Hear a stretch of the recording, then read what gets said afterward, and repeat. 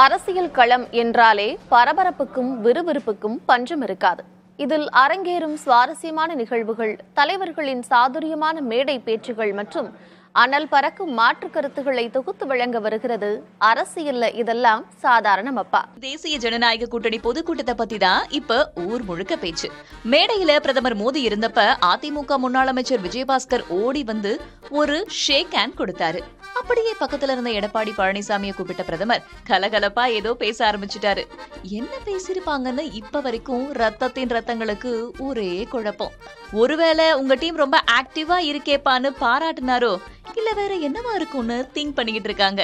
அரசியல்ல இதெல்லாம் சாதாரணமப்பா அப்படின்னு சொல்லிட்டு போக முடியல. ஏன்னா அந்த சிரிப்புக்குள்ள ஏதோ ஒரு சீக்ரெட் இருக்குமோன்னு எல்லோரும் மண்டைய பிச்சுக்கிறாங்க.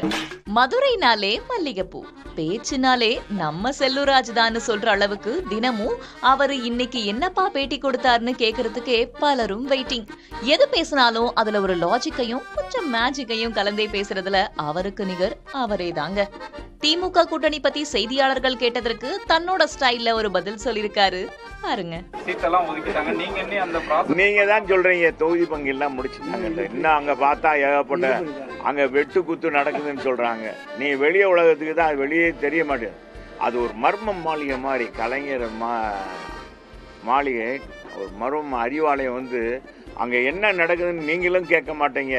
நீ உங்களாலையும் படம் பிடிக்க முடியாது. கசிய மாட்டேது. என்ன பூனை அது இதுன்னெலாம் வைக்கிறாங்க. என்ன பூனை என்ன கருப்பு பூனை அது இதெல்லாம் போடுவீங்க. கழுகு பார்வைன்னெலாம் போடுவீங்க. ஒன்றும் போட மாட்டேங்கிறீங்களா? ஒன்றும் வரமாட்டேங்குது.